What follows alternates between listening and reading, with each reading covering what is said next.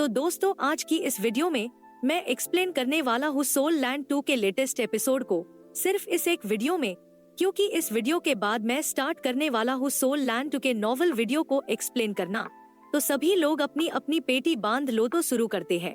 ये एपिसोड भी वहीं से शुरू होता है जहां हम देखते हैं जंगल में एक प्यारे और क्यूर से बीस्ट को, जिसके यहां आने से ही पूरे जंगल में शांति सी आ गई होती है, जिसके चलने से जंगल के सभी बीस्ट वापस जिंदा हो रहे होते हैं।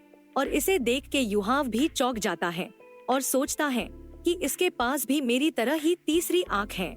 और इस तरफ आइस एम्परर गुस्से में आते हुए कहती है, स्काई ड्रीम, क्या यही वो बीस्ट है जिसको तुमने युहाव के लिए सेलेक्ट किया है? तो स्काई ड्रीम भी डरते डरते कहता है, हाँ बिल्कुल, क्योंकि थियोरेटिकली ये बीस्ट युहाव के लिए परफेक्ट रहेगा। और इस आइस एम्परर इसकी बातों को सुनकर काफी गुस्से में आते हुए कहती है, गधे कहीं के, तुम्हें क्या लगता है हम किसी भी बीस्ट को मार सकते हैं? हमने आज जिस बीस्ट से पंगा लिया है वो कोई मामूली बीस्ट नहीं है, वो एक एंशिएंट एम्पेरियल बीस्ट है जो कि अपनी प्रेजेंस में किसी भी दूसरी बीस्ट की कल्टीवेशन और रिकवरी को 2 से 3 गुना बढ़ा देता है। इसीलिए दूसरे बीस्ट इसे एम्परर बीस्ट के नाम से रिस्पेक्ट देते हैं। तो इनकी इस बात को सुनकर युहाव कहता है, क्या सच में ये बीस्ट इतना ज्यादा पावरफुल है? तो आइस एम्परर बताती है कि इस बीस्ट का नाम 3 आइड गोल्डन लायन है, जो कि एक एंशिएंट टाइम का मॉन्स्टर है और इसके पास आज तक के सभी बीस्ट में से सबसे ज्यादा लाइट एट्रीब्यूट है। और इस तरफ आइस एम्परर इसके बारे में और बता ही रही थी, लेकिन तभी ये बीस्ट युहाव की प्रेजेंस को महसूस कर लेता है और ये सीधे गुस्से में आते हुए युहाव के ऊपर अटैक कर देता है, जिससे युहाव बचते हुए अपने डिफेंस में कहता है कि मैं इन बीस्ट को नहीं मारा है, वो तो उसने 2 आँखों वाले बीस्ट ने इन्हें किल किया है। और इधर इस तरफ ये बीस्ट और भी ज्यादा गुस्से में आ जाता है, लेकिन तभी अचानक से युहो की 3rd आई ओपन हो जाती है और हम देखते हैं कि उस बीस्ट चारों तरफ एक फॉर्मेशन सी बन जाती है, जिसे देख युहाव को कुछ भी समझ में नहीं आता है कि यहाँ पर क्या चल रहा है। तभी गॉड अलेक्स कहता है, युहाव, इस बीस्ट की जो 3rd आई है वो किसी के भी डेस्टिनी को देख सकती है, इसीलिए मैं तुम्हारी स्पिरिचुअल आई को इसके 3rd आई के साथ कनेक्ट कर रहा हूँ ताकि तुम इसकी कुछ एबिलिटी को इनहेरिट कर पाओ। डरो मत, मैं इसे नुकसान नहीं पहुँचाऊंगा। जिसके बाद हम देखते हैं कि इन दोनों की ये प्रोसेस होना स्टार्ट हो जाती है, जिसमें ये दोनों ही एक दूसरे की लाइफ टाइम मेमोरी को देख पा रहे होते हैं।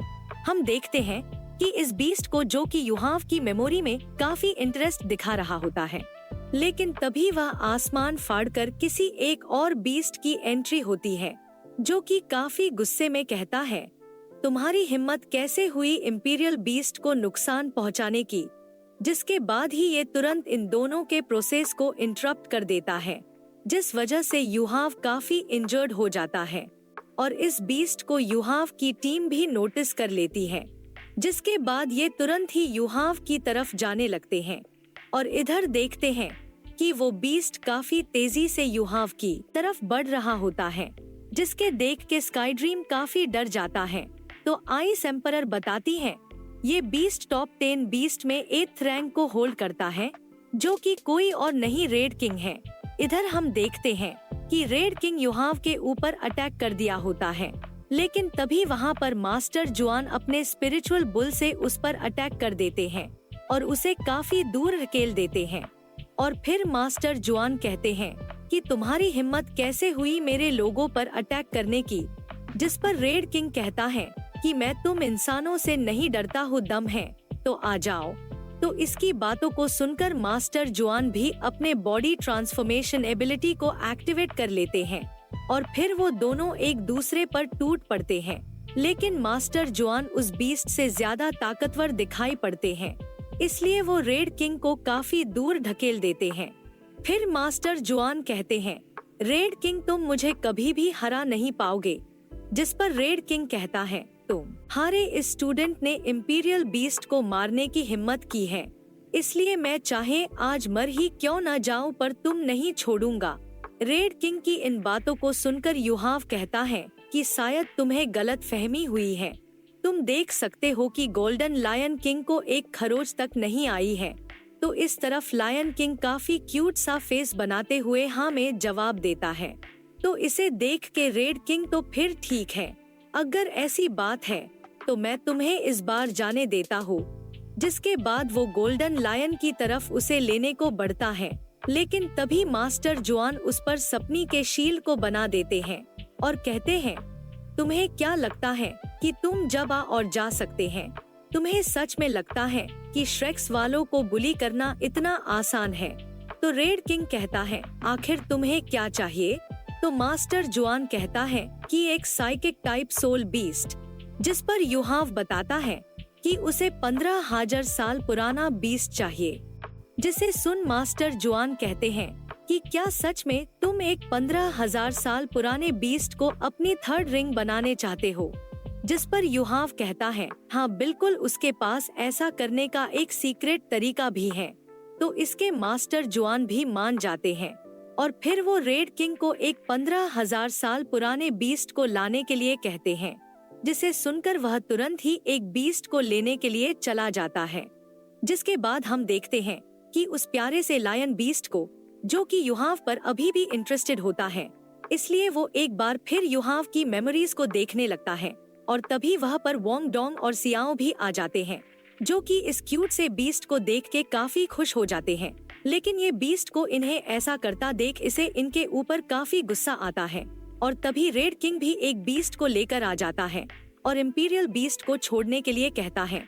लेकिन मास्टर जुआन कहते कि इस बीस्ट को देख के ऐसा लगता है कि ये बीस्ट उतना भी ज्यादा पावरफुल नहीं है। तो इस बात को सुनकर रेड किंग को इस पर काफी गुस्सा आ जाता है। लेकिन तभी एक केव से एक डीप आवाज आती है, जो कि कहती है, तुम इंसान, तुम्हारी इतनी हिम्मत कि तुम मेरे फॉरेस्ट में अपने प्रॉमिस को तोड़ो। और इसकी आवाज को सुनकर ही युहाव कहता है, इसकी आवाज से ही हमें प्रेशर फील हो रहा है। और इस तरफ इस आवाज को सुन के स्काई ड्रीम कहता है कि कहीं तो मैं इस आवाज को सुना है। और फिर वो घबराते हुए कहता है, लगता है आज हमने गलत बीस्ट से पंगा ले लिया है, क्योंकि ये बीस्ट पूरे डुलियो कॉन्टिनेंट का सबसे स्ट्रॉन्गेस्ट बीस्ट है, जो कि पहले ही डेमी गॉड लेवल को अचीव कर चुका है, जो कि कोई और नहीं बल्कि ब्लैक ड्रैगन एम्परर टिकियान है। और इस तरफ मास्टर जुआन कहते लगता है कि ये एम्परर की आवाज है, इसलिए मैं आपकी डिग्निटी को ध्यान में रखते हुए यहाँ से जा रहा हूँ। जिसके बाद ये उस सोल बीस्ट को लेकर यहाँ से चले जाते हैं, जिसके हमें पोसेडन पवेलियन का सीन दिखाया जाता है, जहाँ युहाव अब पहुँच चुका होता है और वो अंदर आते हुए कहता, मास्टर मैंने फाइनली अपने थर्ड सोल रिंग को अब्सॉर्ब कर लिए हैं। लेकिन वो देखता है कि मुलाव की हालत बहुत खराब हो चुकी होती है। तो मास्टर जुआन मुलाव के पास आते हुए कहते हैं, हेडमास्टर यान आखिर यहाँ क्या हुआ है? तो हेडमास्टर यान सभी चीजों को एक्सप्लेन करते हैं कि इविल सोल मास्टर्स ने कैसे श्रेक्स एकेडमी पर कर दिया है, जो टोटल 12 लोग थे, जिसमें से 4 टाइटल डुलियो लेवल पर थे और माँ जियाओटाओ भी मौका मिलते ही भाग गई।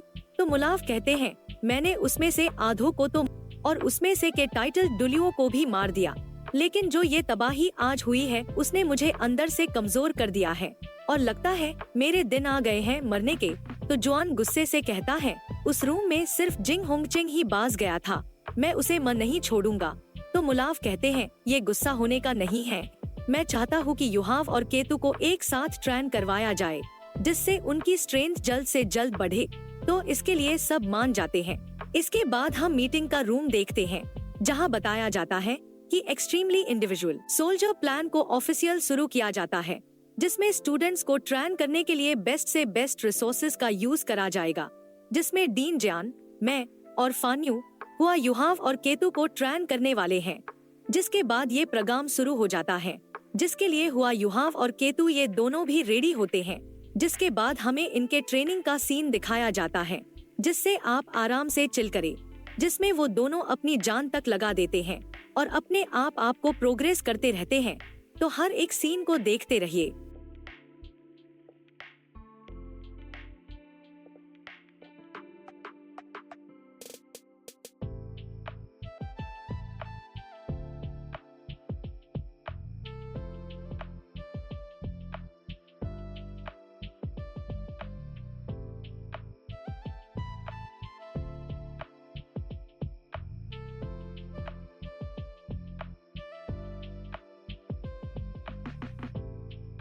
और अब हमें पूरे 2 साल बाद का सीन दिखाया जाता है, जहां युहाव कहता है, मैंने फाइनली अब लेवल 40 को भी पार कर लिया है। और मैं एक लेवल 5 का सोल गाइड मास्टर बन गया हूँ। वही केतु कहता है, मैं एक सोल किंग बन गया हूँ। मतलब केतु अब लेवल 50 को पार कर लिया है और अब मैं एक लेवल 6 का सोल गाइड मास्टर हूँ। जिसके बाद हमें उनके पीछे वोंग डोंग को देखते हैं, जो कहता मैं भी लेवल 44 तक पहुँच गया हूँ। और फिर हम ज़्योजियाओ को देखते हैं, जो कि अब काफी बड़ी और सुंदर हो चुकी होती है और कहती है कि अब मैं भी लेवल 40 तक पहुँच गई हूँ। और तभी यहाँ पर बेबे जान, नन्नन और जो संशी भी आ जाता है और ये तीनों भी एक सोल किंग लेवल पर पहुँच चुके होते हैं। और तभी अचानक से पोसेडन पवेलियन से एक लाइट आसमान में उड़ती है और तभी हेडमास्टर यान भी इनके पास आ जाते हैं, जो काफी दुखी मन से कहते हैं कि एल्डर मुलाव आप सभी को बुला रहे हैं। जिसके ये एपिसोड यहीं पर खत्म हो जाता है। तो दोस्तों, इसी के साथ आज का ये पार्ट खत्म होता है। और हाँ, इस वीडियो का लाइक एम टारगेट है 3000 लाइक का। और हाँ, अगर आपने अभी तक इस चैनल को सब्सक्राइब नहीं किया है तो प्लीज कर लो और कमेंट में नेक्स्ट पार्ट लिखकर जरूर से बताना। तब तक के लिए बाय बाय, टेक केयर।